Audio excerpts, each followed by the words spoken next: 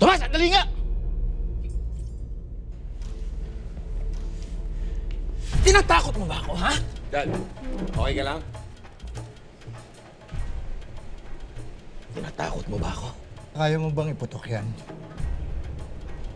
Kasi kapag binunot ko baril ko at humarap ako sa'yo, ipuputok ko to at siguradong titimbwang ka.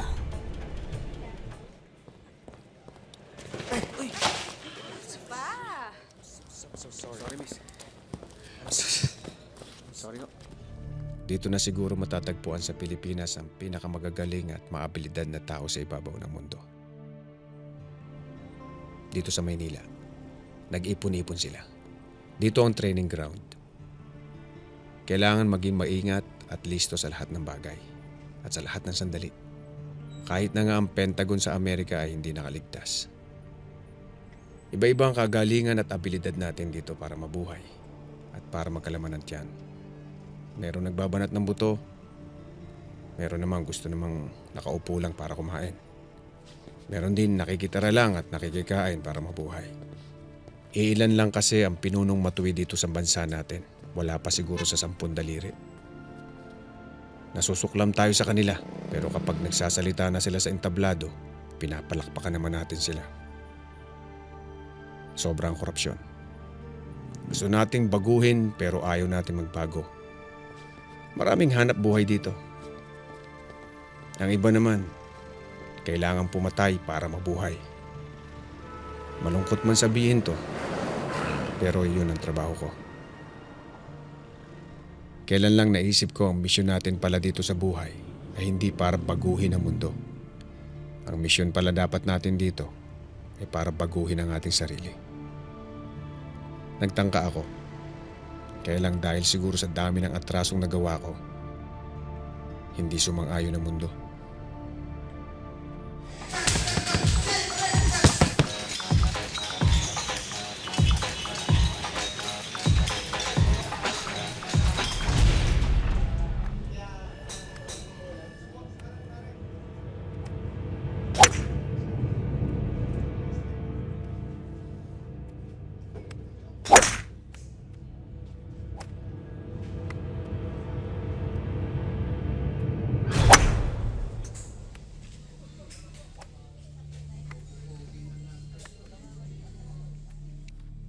Boss, si attorney.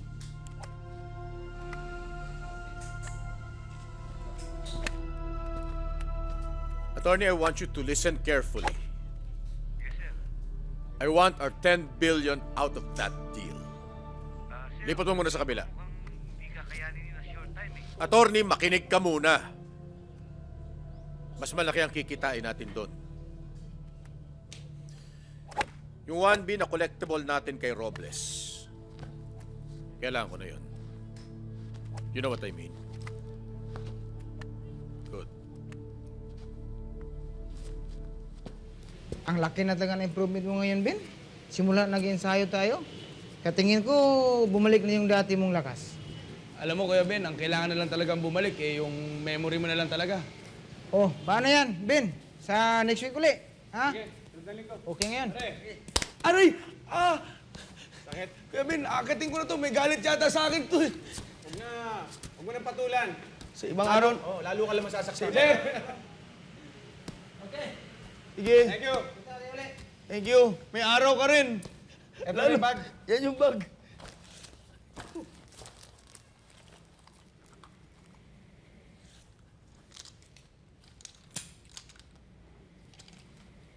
Alam mo, Kuya Ben, tinago ko talaga yung mga yan. Hindi ko talaga nilabas yan hanggat di ka nagkakamalay. Eh, buti na lang, medyo mataas yung pinagtaguan ko kaya hindi naabot ng undoy.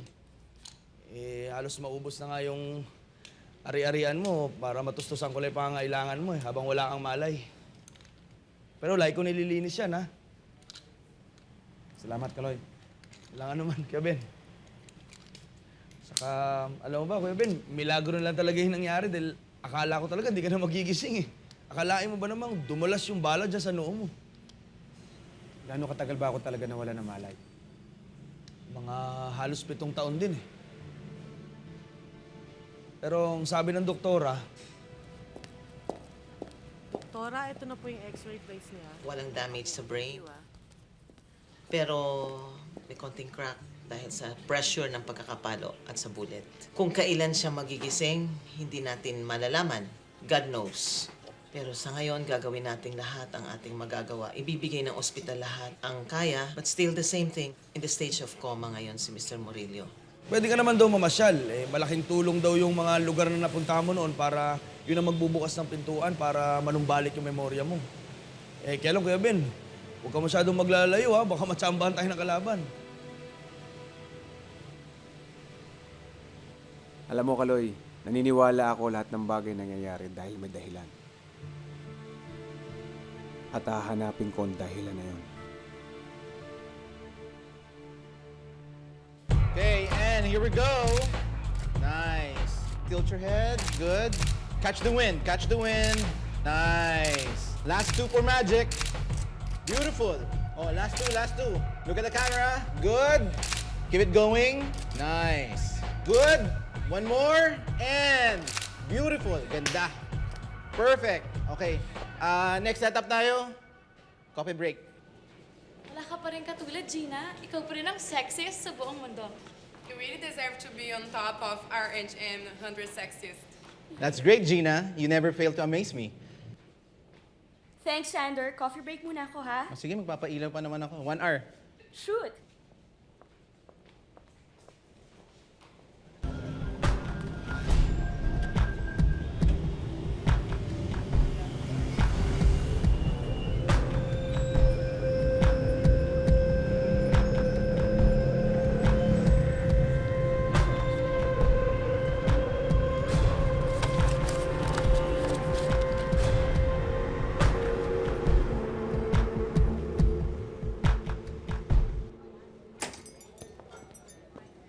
Hi, ma'am.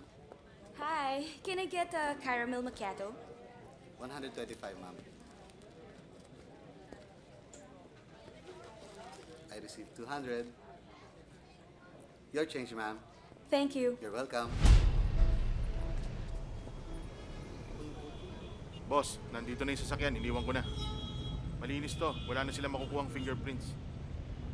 Ice caramel macchiato for Miss Gina. Ba? Sorry, miss. Sorry ho. No, it's okay. It's okay. Miss, pengi ang tissue, miss. Sir, isa pang ano nga ba in order niya? Ice caramel macchiato, sir. Thank you. Thank Isa you. pa, please. Yes, sir. Make it 2. Okay, sir. Ay, hindi. Ako na lang mag-order. Hindi. Okay na. I insist. I'm so sorry talaga. Hindi ko sadya, Ako miss. na po dyan, sir. Ice caramel macchiato po. Thank you. Are you sure? Baka may gusto kang kainin. No. It's okay. Okay lang ba if I join you? No. It's all right. Siya nga pala, I'm Ben. Gina. I'm sorry ulit Hindi ko talaga sinasadya. Nabasa ka kanina. Ano ba? Okay lang yun. Ganyan pala ang itsura ng anghel sa malapitan. Ano ba? Pinatawad na kita at saka may bago na akong coffee, no? Teka, ano bang anghel ang pinagsasasabi mo? Anghel sa langit o anghel sa kadiliman? Bira ako makakilala ng babaeng may ganyang kagaling na sense of humor. Oy, 1 point ka dyan,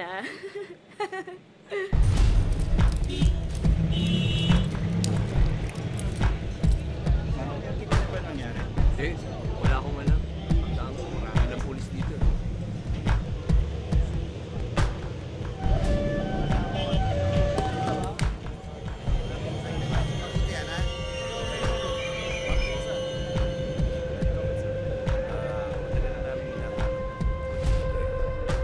Nagkakagulo na sila ngayon.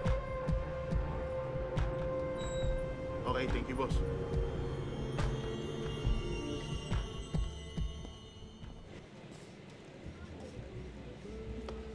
Oh, ba't na naman?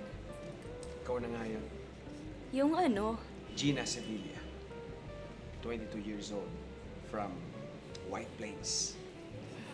You're a stalker, ano? Yan ang hirap sa atin.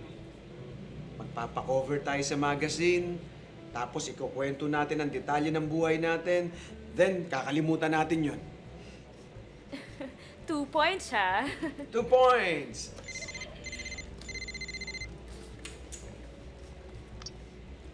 Hello?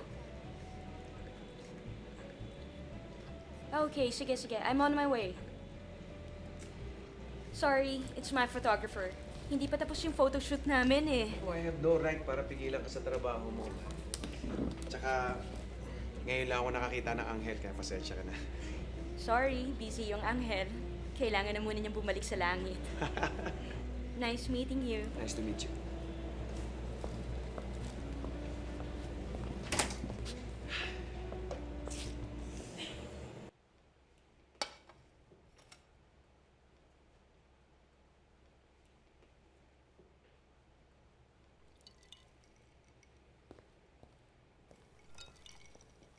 Sir, nandyan na po si boss. Tomas, dito tayo.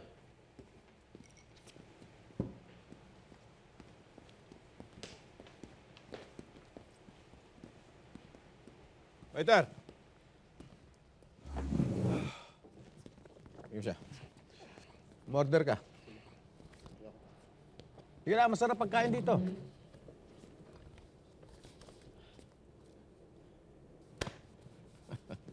Tomas, ganda ng katawan natin ngayon. Panay ang ensayo mo, ah. Hindi halata edad natin, ah. Ayos lang ako, Kuya Mando. Yun sanang naipangako mo sa akin. 10 milyon!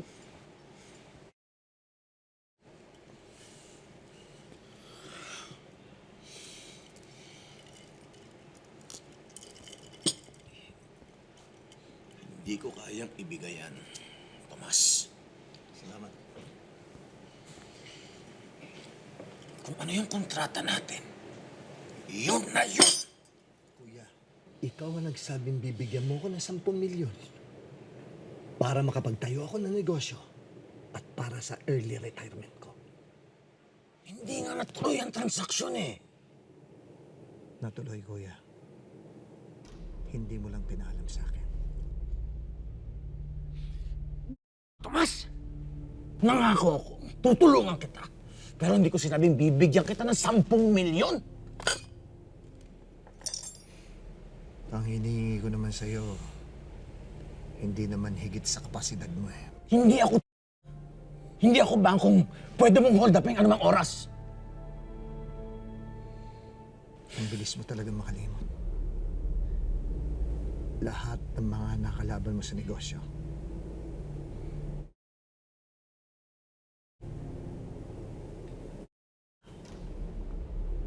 lahat ng mga nakalaban mo, pinatumba mo sa akin. Pinatay ko sila lahat para sa'yo. Para ka kang tumama sa loto nung maging tao mo ko eh. Lahat pinayari mo sa akin.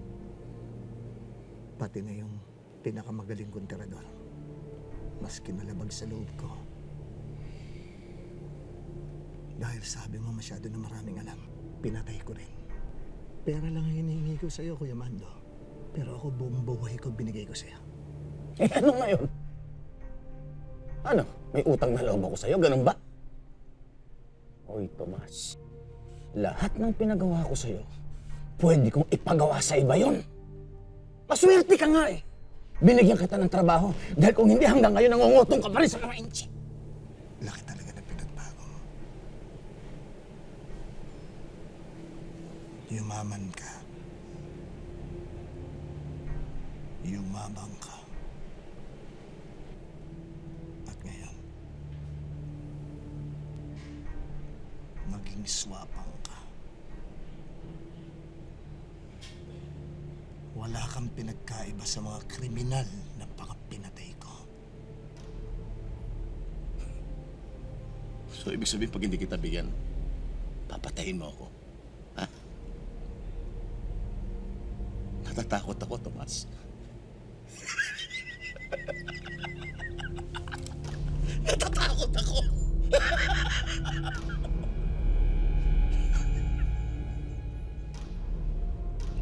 magagalit sa'yo, Mando. Ihanda mo ang pera ko.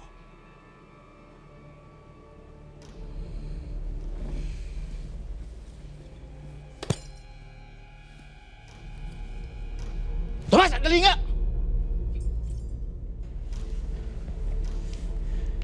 Tinatakot mo ba ako, ha? Dad, okay ka lang? Tinatakot mo ba ako? Kaya mo bang iputok yan? Kasi kapag binunot ko baril ko at humarap ako sa'yo, ipuputok ko to at siguradong titimbwang ka. Ngayon, kaya mo bang iputok yan?